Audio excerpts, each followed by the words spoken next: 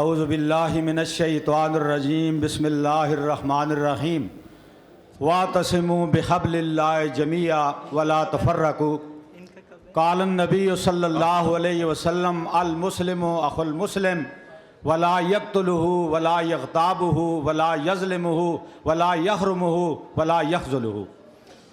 نہایت ہی قابل صد احترام علماء کرام، مشائخ اعظام، مختلف مکاتب فکر کے میرے بزرگوں، عزیز دوستوں، آج کی یہ تقریب پاکستان کی سرزمین کے اوپر اسلام آباد کے اندر انتہائی اہمیت کی عمل ہے۔ میں اس کی مناسبت سے یہ عرض کرنا چاہوں گا کہ ربیع الاول کا مہینہ ہے۔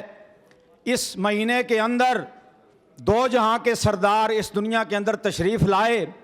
نبی کریم صلی اللہ علیہ وسلم کی تعلیمات کا خلاصہ، پورے دین اسلام کا خلاصہ، قرآن و حدیث کا خلاصہ اتحاد امت ہے۔ نبی کریم صلی اللہ علیہ وسلم اتحاد کے اتنے حامی تھے، اتنے داعی تھے کہ قرآن مجید آج بھی گواہی دیتا ہے۔ فرمایا یا اہل الکتاب تعالوا الی کلمۃ سواء بیننا وبینکم اللہ نعبد الا اللہ۔ یہودیوں سے کہا، عیسائیوں سے کہا کہ ہمارے اور تمہارے درمیان بڑے اختلافات ہیں، بڑی دوریاں ہیں، لیکن آؤ اس نقطے پر اتحاد کرتے ہیں کہ ہم اللہ کے سوا کسی اور کو رب نہیں مانیں گے۔ اگر یہود و نصارہ کے ساتھ حضور علیہ الصلوۃ والسلام نے گنجائش دے دی ہے مذاکرات کی، اتحاد کی، تو یہاں تو بسنے والے سارے کلمہ پڑھنے والے مسلمان ہیں، سارے ایک ہی کلمہ پڑھتے ہیں، ایک ہی قرآن کو مانتے ہیں، ایک ہی قبلے کی طرف منہ کر کے نماز پڑھتے ہیں۔ صرف اور صرف دلوں کے اندر وسعت پیدا کرنے کی ضرورت ہے، برداشت پیدا کرنے کی ضرورت ہے۔ نبی کریم صلی اللہ علیہ وسلم کی بچپن سے لے کر وصال تک 63 سالہ زندگی آج بھی محفوظ ہے، مامون ہے۔ رب کعبہ کی قسم، محمد عربی کی 63 سالہ زندگی میں اشتعال اور انتقام نام کی کوئی چیز نہیں ہے۔ نبی علیہ الصلوۃ والسلام نہ کبھی اشتعال میں آئے اور نہ ہی کبھی آپ نے کسی سے بدلہ لیا۔ آج اسلام کے نام پر بننے والی اس مملکت خداداد پاکستان میں مسجدوں سے جنازے اٹھ رہے ہیں، تعلیمی اداروں میں بم دھماکے ہو رہے ہیں، بازاروں میں خون کی ہولی کھیلی جا رہی ہے۔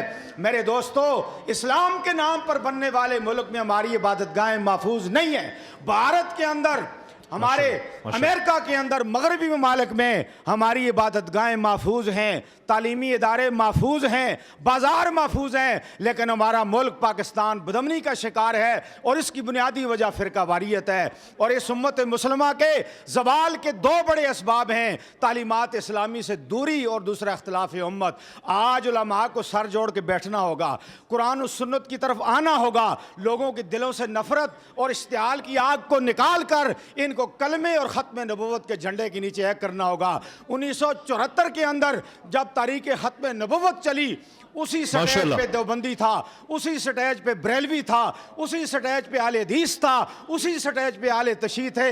سب نے مل کر تاریخ جب چلائی تو حضور کی ختم نبوت کا جھنڈا بلند ہوا، آج تک بلند ہے۔ اگر تم ایک ہو جاؤ گے، انشاءاللہ دنیا کی کوئی طاقت مسلمانوں کو مٹا نہیں سکتی، رسوا نہیں کر سکتی۔ وما علینا الا البلاغ۔